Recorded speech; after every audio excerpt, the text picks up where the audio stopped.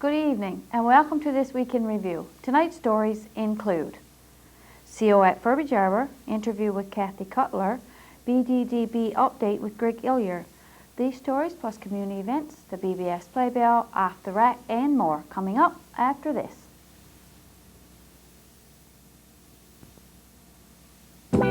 Participaction wants you to know excess weight is a serious health risk. Sandra has fought the weight battle. All my life I did the yo-yo thing, really. Today, she's succeeding with a winning formula. Keep on your diet, do your exercise program, and be easy on yourself. Dr. David Lau. Physical activity has tremendous payoffs. The self-confidence, improved longevity. It's like a freedom for me. Take your first step with Participaction. On Saturday, January the 8th, we received a call from Sharon Strickland asking us to come and look at something unusual. When we arrived at Furbridge Harbour, a crowd had gathered to take a close-up look at this little guy. He was lounging to the side of the road, looking quite comfortable and had no intentions of moving. Some of the residents of Furbridge Harbour were quite concerned that this little fellow would be harassed. Someone suggested to get the fisheries officer to deal with the problem. We went to inform the fisheries officers about the seal. When we returned, the residents told us that another resident took pity on the seal and dug a pathway to the water. The seal took advantage of the help and slipped back into the water unarmed. We thank Sharon Strickland for calling us and the seal for posing for some great shots.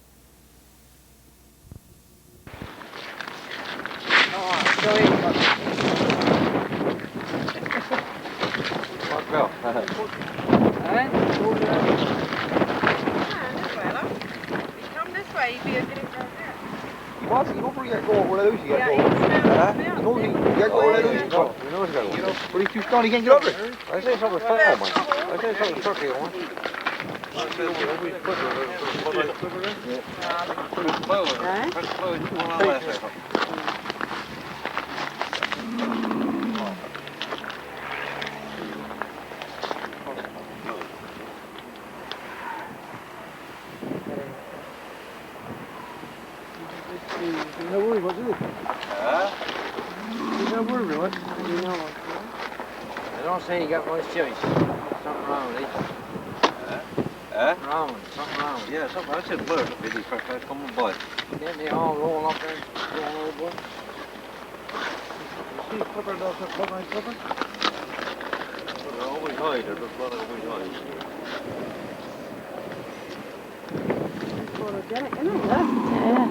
Yeah. He's surely doing like it. Aye, pretty surely. Yeah.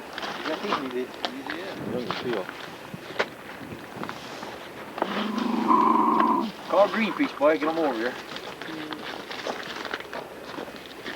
Who was here to look after something like that right now?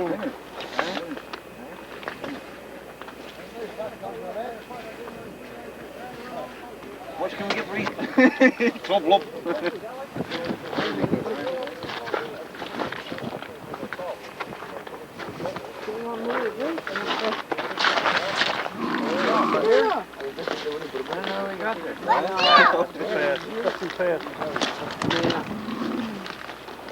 We can get on board and be all right. Yeah, but he can't do it. Is it lit out like something? On Monday of this week, Kathy Cutler, Addictions Mental Health Counselor, stopped by our studio to tell us about a program called Helping Skills. We have with us in our studio today Kathy Cutler, Addictions Mental Health Counselor, and she's going to tell us a bit about a program called Helping Skills. Kathy, can you tell us what your Helping Skills program is all about?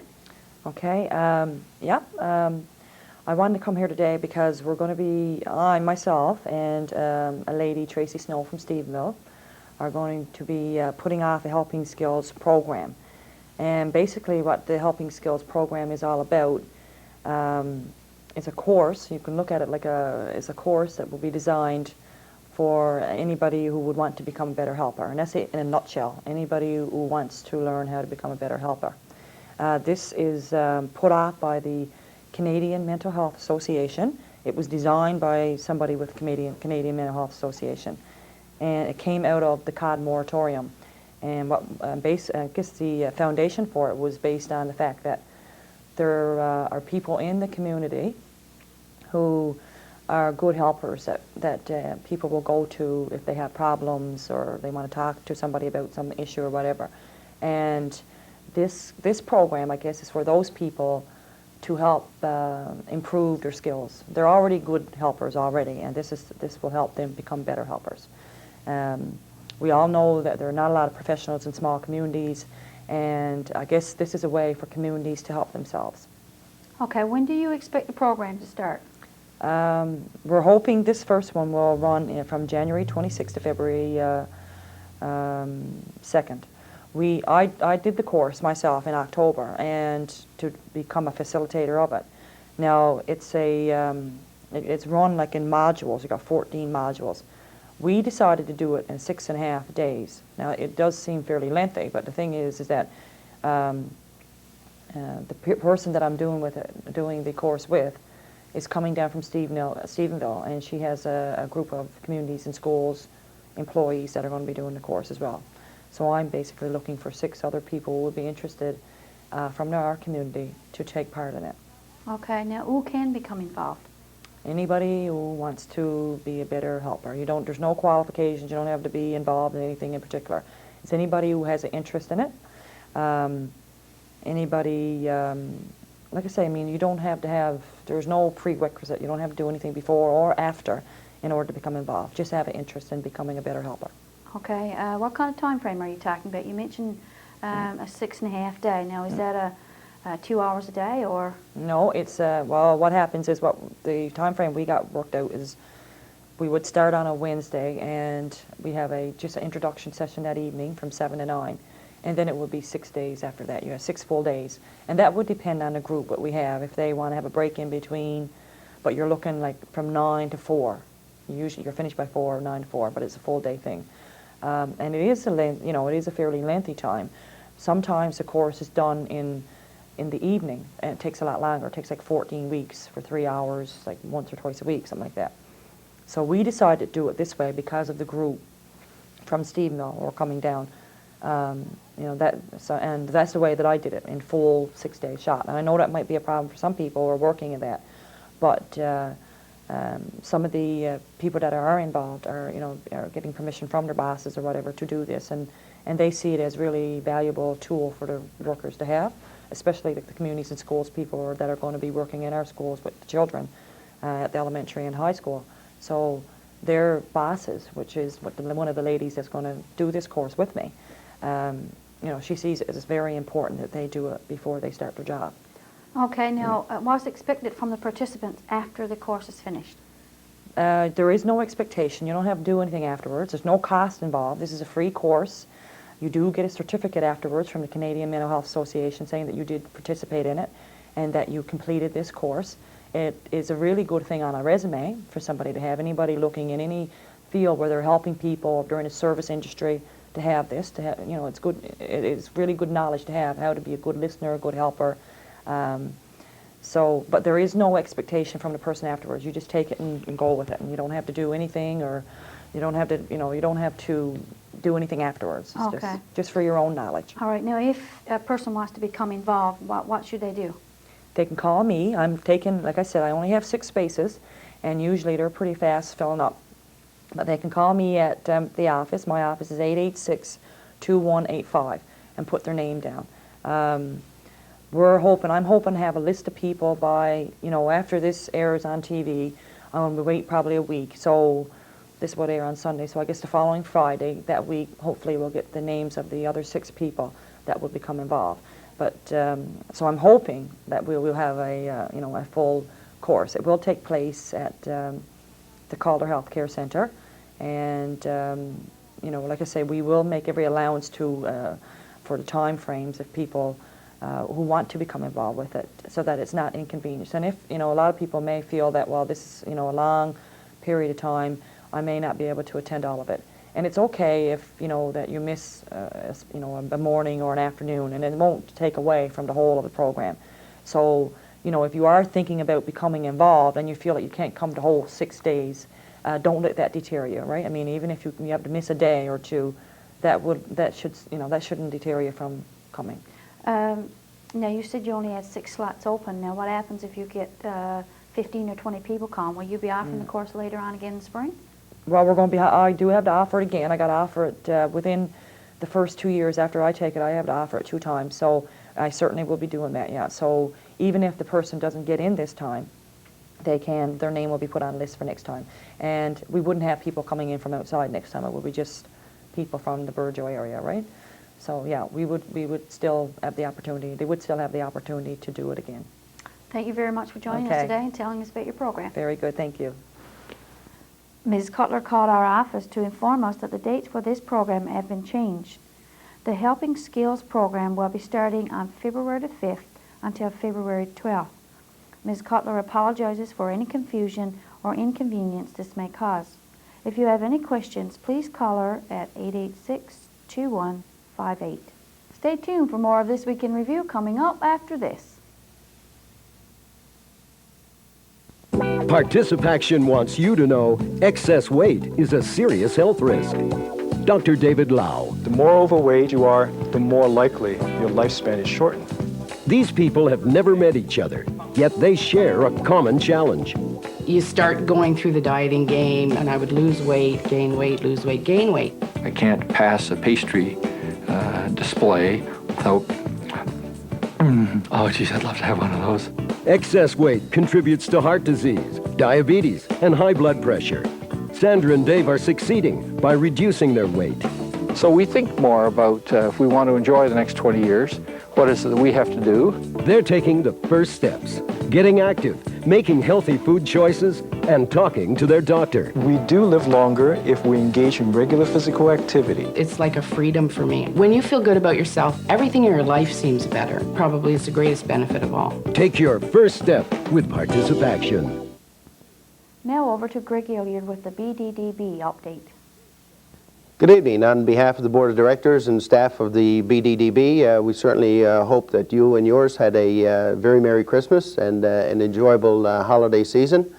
As you're probably aware, our offices were closed down over the Christmas period, but during the past month we had the opportunity to deal with a number of initiatives that I'd certainly like to inform the residents of Burgeo about this evening. First of all, of course, is the issue of the fish plant and what the status of that operation might be for the year 2000.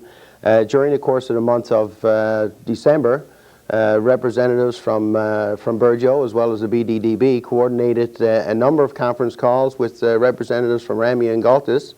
Our main focal point was to try and coordinate a united effort in trying to secure some type of allocation of potential crab for the south coast of this island for the coming year.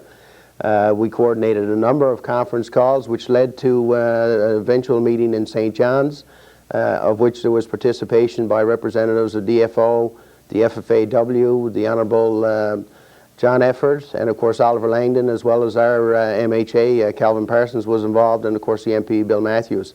I must say we had an excellent meeting at that time. There was a lot of positive things come out of it, and of course, as alluded to in the Mayor's statement and announcement on the local BBS, those individuals committed themselves to do whatever they could towards acquiring an allocation for this coming year if, in fact, there was an increase in the quota for the offshore crab. And of course, representatives went to Ottawa this past week. From our understanding, they had a very exceptionally good response from the Honourable Minister, Herb Dhaliwal, and we're hoping that in the foreseeable future we might receive some consensus on what very well might happen if there is an increase in the quota for the offshore crab. So we're certainly working on things in that area. We'll continue to keep the residents of Burgeo informed of what's transpiring there, and hopefully before the end of March we might have some word on how successful our opportunities and ventures have been, and no doubt about it that we will try and keep this issue to the very forefront with the politicians and other bureaucrats as required throughout the next few months. In terms of our various projects, as people are aware, over the Christmas holidays we managed to secure funding again for another initiative, and that is the snowmobile trail into the Bourgeois area. At the present time we have approximately 47 people hired for the various projects that are now taking place. We do have a number of projects ongoing in terms of on the table and in the process of being reviewed, and they include, of course, the expansion, the potential expansion of the town hall, as well as a community enhancement project and one or two others. We've come to a situation, however, where the individuals at the various levels of government and the various agencies we're dealing with are looking for various bits of information. So you'll see over the course of the weekend that we've put an announcement on the BBS again in terms of creating a job directory. What we are encouraging residents of this community is to come in over the course of the next 2.5 days and fill out a simple one-page form which will outline various information that will provide us with stats to determine what the requirements might be to receive some of these projects to make individuals in the community EI eligible. What's happened now is that in terms of municipal, provincial affairs and other agencies, they're not exactly sure what our requirements would be. And this will certainly assist the outreach office and of course the BDDB in making a determination what our requirements would be, looking at the various projects that we now have on the table in terms of trying to get those approved, and of course what the needs of the community will be overall in terms of required hours or time or projects to get those individuals in the community EI eligible. And of course in terms of other projects we're certainly looking at as many initiatives as we can. So we are encouraging the members in the community to come forward to the outreach office. It shouldn't take no more than probably 5-10 minutes to fill out a very simple, straightforward form, and this in turn will give us the opportunity to put some statistics together that we can forward on to the various agencies to highlight to them what our requirements will be in the very foreseeable future. So I certainly encourage people in the workforce to drop by and get that done. In terms of the FRAMED projects, this past week we had the opportunity to meet with Mr. Bill Grandy from ACOA, as well as other representatives from the Department of Development and Rural Renewal, Human Resource Development, and of course the Zone Board happened to be in Burgeo at the same time. Right now we have two major initiatives on the table. One is of course the Burgeo Broadcasting System Information Technology Initiative. We had a very good meeting with those representatives during the week, and they were very receptive of the approach trying to be undertaken, and over the course of the next month and a half we will be in the process and trying to seek out other partnerships in terms of trying to realize this type of initiative, and hopefully our goal is that by at the latest sometime in June that we'll be able to begin this process of putting that initiative in place. Certainly the steering committee, which is chaired by Dr. Barb Barter, should be commended for the tremendous amount of work they've done over the course of the last 2 years. They've held numerous meetings and discussions and reviewed where they should go in terms of IT initiatives within the community, and of course it affects the region. And I think they are to be commended for the presentation they put forward to the individuals that were involved this past week. As well, as I mentioned before, there was also an initiative in terms of FRAMED under the agriculture, and representatives that are involved with the BDDB in this initiative made a presentation again to the same group of people during the past week. The response was, I must say, more than promising. We have set an objective of the next 2 weeks to try and put all the various components in place, and hopefully our objective is by the end of January we can come to realize the start of this project. So we feel that just about everything is in place right now. Representatives that have been in reviewing this proposal have gone away. There's certain things that need to be completed, and we feel that they're very minimum. So right now we are, if you want, crossing our fingers and hoping that by the end of January we'll see this initiative taking place, and I think it'll be certainly something worthwhile that could mean some sustainable employment within the community over the course of the next 2 to 3 years. The other item that I'd like to bring to your attention, of course, is the community complex. And over the course of the last month, myself and representatives of the steering committee have met on a number of occasions. And as a matter of fact, we also met over the Christmas holidays to come up and determine some types of strategies of where we would go in terms of looking at this initiative. As people are well aware, the school board and Department of Education are still negotiating in terms of the size of the classrooms and the overall building and the complex. However, we've decided that we've kind of took it upon ourselves to move a step forward and begin the process of looking at the recreational needs of the community in terms of trying to realize a stadium facility and other amenities in the area.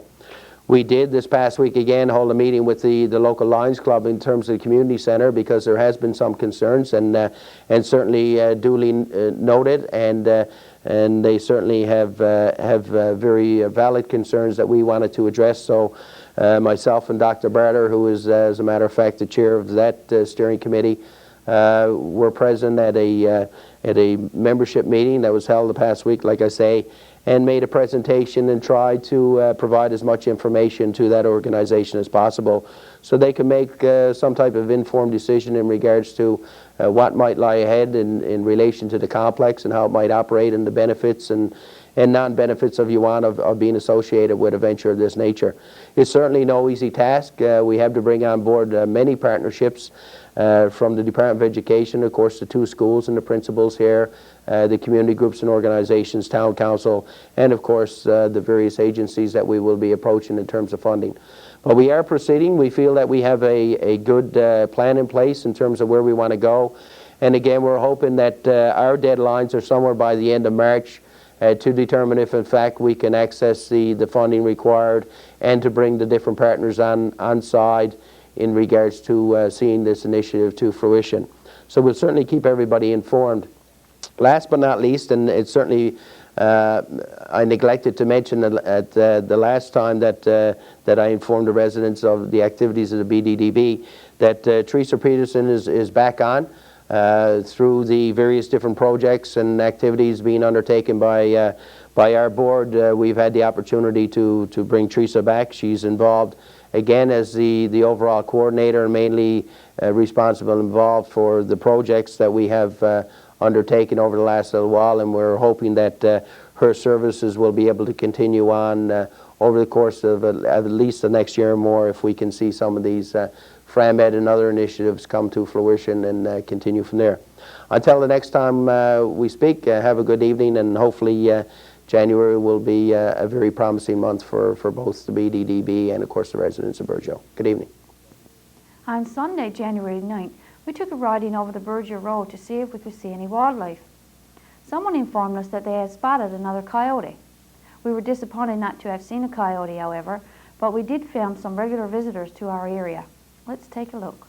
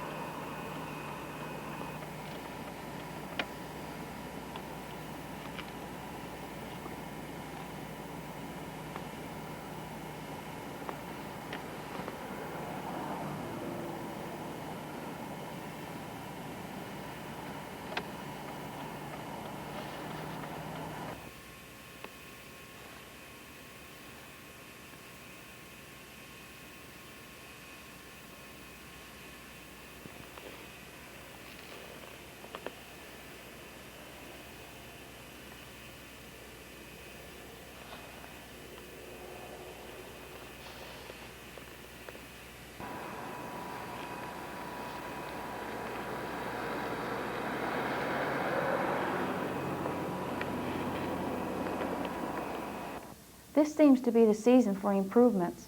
We went to take a look at the renovations being carried out at Variety Quick Shop.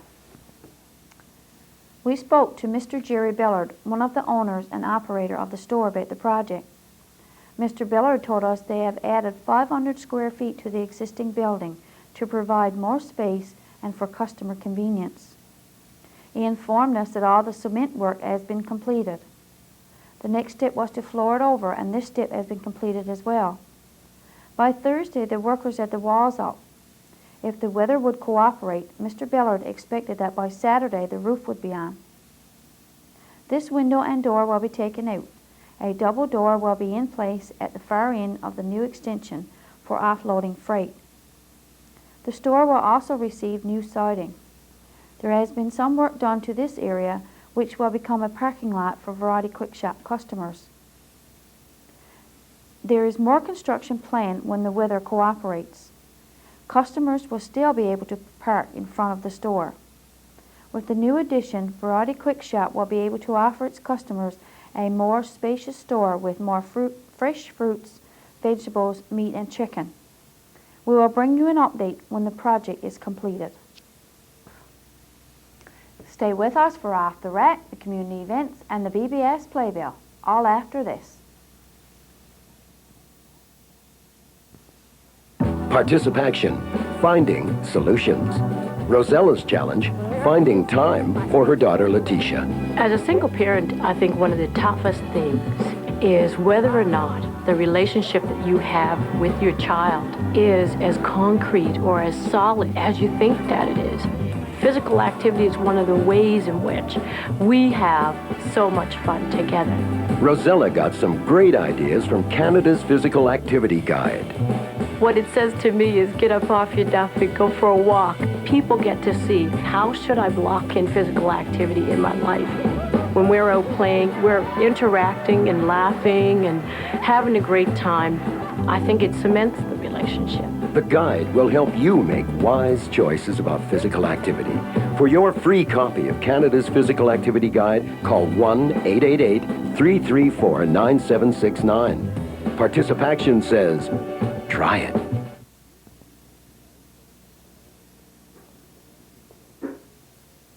Off the Rack. This week as we scanned our tape rack, we came across a tape of a skidoo trip to Top Pond. There was plenty of skidooers and plenty of snow. Let's look back to March 1992.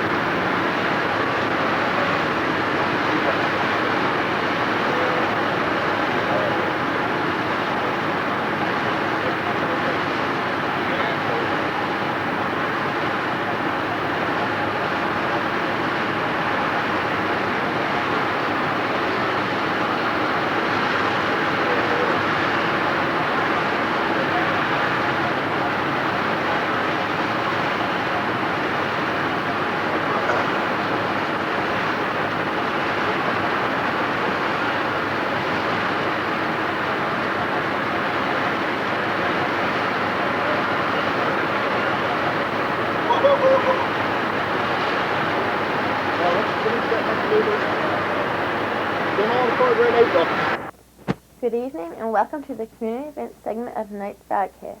I'm Jennifer Marks.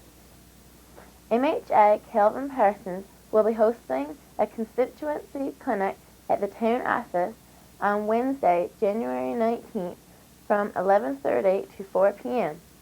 Anyone wishing to meet with Mr. Parsons, please call 1-800-518-9479 to make an appointment. The grade 6 class would like to experience the thrill of skiing at Marble Mountain, but they need your support. They will be having a bottle drive on January 22nd to help with the cost of the trip. Please support them when they knock on your door. The Bright Sights Youth will be collecting recyclables on Monday, January 17th at 6 p.m. If you're not going to be at home, please leave them on your bridge or lawn. If you wish, you may drop them off at the RC&T building. Call ADA to have your name added to the list.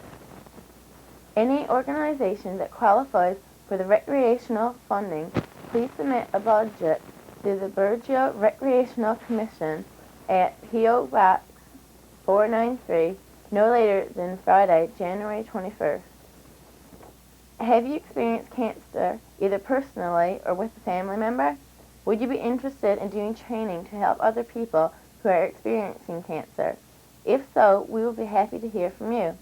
Please call Brenda Spencer at 886-1220 or Brenda Strickland at 886-2121. If your group or organization has an upcoming event plan, we'll be happy to advertise it for you. Just call the BBS office by Wednesday of each week to have items included in this portion of our broadcast. That concludes the community events segment of tonight's broadcast. See you next week. BBS Playbill.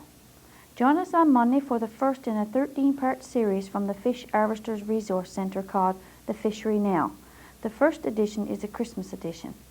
Tune in on Tuesday for a rebroadcast of Pansy's Garden. On Wednesday we'll have a second video in the Fishery Now series. Tune in on Thursday when we'll have another video from the Fishery Now series. This show will take a look at a seaweed operation. Join Pansy and the gang for 2 stories, a craft, and lots of fun on Saturday morning at 11 a.m. on Pansy's Garden. And I'll be here again next week with This Week in Review. Next week's program will be followed by The Bandwagon. For This Week in Review, I'm Marie Rose. Good night.